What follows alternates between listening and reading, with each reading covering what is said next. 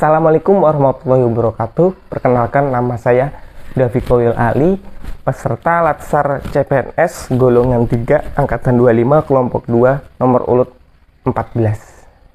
Saya akan memaparkan analisis isu aktivitas kinerja individu berdasarkan tupoksi di tempat saya bekerja. Terdapat beberapa tupoksi dokter gigi. Berdasarkan tupoksi tadi, saya lakukan identifikasi masalah atau isu di tempat saya bekerja. Kemudian kita lakukan tepisan isu menggunakan metode APKL dan USG. Selanjutnya, dari isu yang prioritas tadi, kita lakukan analisis masalah menggunakan metode Fishbone dan SWOT. Yang selanjutnya, terakhir kita lakukan analisis mencari alternatif penyelesaian masalah.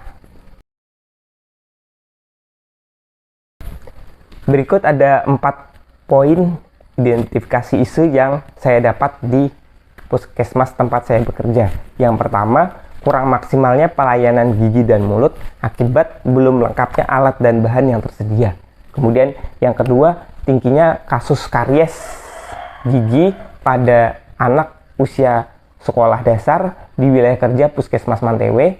Kemudian banyaknya pasien datang dengan kasus persistensi pada fase gigi bercampur. Kemudian banyaknya pasien datang ke poligigi Puskesmas dengan kasus infeksi akibat perawatan yang salah oleh tukang gigi. Kemudian dari 4 isu tadi kita analisis menggunakan teknik tepisan APKL. Poin yang pertama yaitu kurang maksimalnya pelayanan akibat alat dan bahan yang belum lengkap, mendapatkan aktual 4, problematika 3, kemudian kelayak 5, dan layak 3. Jumlahnya ada 14.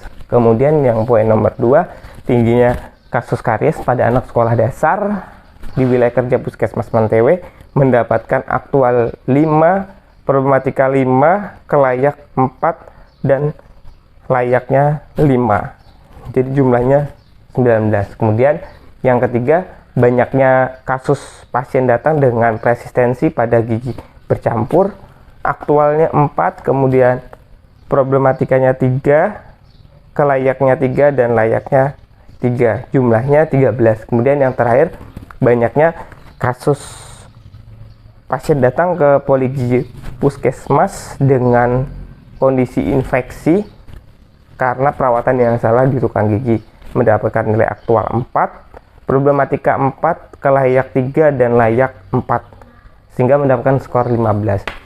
Dari analisis ini yang mendapatkan poin tertinggi yaitu poin nomor 2, yaitu tingginya tingkat karies pada anak sekolah dasar di wilayah kerja Puskesmas Mantewe.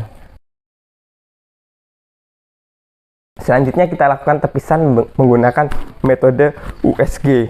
Poin yang pertama mendapatkan jumlah 9, kemudian poin yang kedua mendapatkan jumlah 14, kemudian poin yang ketiga mendapatkan jumlah 11, dan poin nomor 4 mendapatkan jumlah 13. Poin tertinggi sama dengan metode APKL tadi, yaitu tingginya kasus karies pada anak pada siswa sekolah dasar di wilayah kerja Puskesmas Mantewe. Berikut adalah penjelasan mengenai diagram Fishbone yang saya buat, yaitu di sini masalahnya tingginya kasus karies gigi anak sekolah dasar di wilayah kerja Puskesmas Mantewe. Kemudian ada 4 poin yang menyebabkan tingginya angka karies, yaitu manusia, metode, sarana, dan lingkungan. Yang pertama dari manusianya dulu. Kenapa angka kariesnya tinggi? Yaitu karena kurangnya pengetahuan anak mengenai kesehatan gigi dan mulut, cara menyikat gigi yang benar, waktu menyikat gigi yang benar, makanan dan minuman yang seharusnya dilakukan pembersihan tapi tidak dilakukan pembersihan, yang makanan yang baik dan makanan yang merusak untuk gigi. Kemudian yang kedua yang menyebabkan angka karies tinggi yaitu kurangnya kesadaran anak bagaimana menjaga kesehatan gigi dan mulut. Ini nanti berpengaruh juga dari lingkungan, yaitu orang tuanya nanti. Kemudian poin yang kedua yaitu metode. Metode di sini untuk menyelesaikan masalah kasus karies itu dengan program UKGS. Sudah ada program UKGS di puskesmas kami, cuman kurang maksimal, masih perlu ditingkatkan lagi. Selanjutnya yang menyebabkan angka karies tinggi yaitu cara menyikat gigi anak yang salah. Jadi nanti kita lakukan penyelesaian masalah di sini. Selanjutnya poin ketiga yaitu lingkungan. Lingkungan ini sangat berpengaruh juga terhadap tingginya angka karies pada anak. Ruang lingkup keluarga yang memberikan contoh yang buruk atau yang salah kepada anak, seperti jadwal sikat gigi, kemudian pola makan, itu sangat berpengaruh terhadap kondisi kesehatan gigi dan mulut anak. Kemudian yang terakhir yaitu sarana. Nah, di sini daerah Mantewe ini cukup luas sehingga beberapa desa ini banyak yang jauh dari puskesmas, bahkan ada yang 1,5 jam untuk menuju puskesmas, sehingga jangkauan pelayanan gigi ini kurang maksimal gitu. Untuk di SD yang cukup jauh, untuk ke puskesmas itu pasti anaknya kurang berminat karena waktu yang ditempuh itu sudah lumayan cukup jauh. Selanjutnya kita lakukan analisis SWOT, yaitu Strength, Weakness, Opportunity, dan Threat. Yang pertama kita bahas strength-nya dulu, atau keuntungan dari dalam. Keuntungan dari dalamnya sudah terdapat tenaga kesehatan gigi dan mulut, yaitu dokter gigi dan dokter umum yang dapat berperan untuk meningkatkan derajat kesehatan gigi anak sehingga menurunnya angka karies gigi. Kemudian sudah adanya program UKGS di puskesmas tempat saya bekerja. Kemudian weakness atau kekurangan dari dalamnya. Kekurangannya yaitu sudah ada program UKGS namun belum maksimal sehingga perlu kita tingkatkan lagi nantinya. Kemudian kurang maksimalnya penyuluhan kesehatan gigi anak di sekolah dasar. Selanjutnya opportunities. Opportunities yaitu penguat keuntungan dari luarnya, yaitu adanya dukungan dari pihak sekolah untuk meningkatkan derajat kesehatan gigi dan mulut anak. Kemudian yang terakhir threat, threat atau ancaman yang dapat menyebabkan tingginya angka karies. Yang pertama, kurangnya pengetahuan anak mengenai kesehatan gigi dan mulut. Kemudian sikat gigi yang salah itu berpengaruh terhadap tingginya angka karies. Yang terakhir, peran orang tua.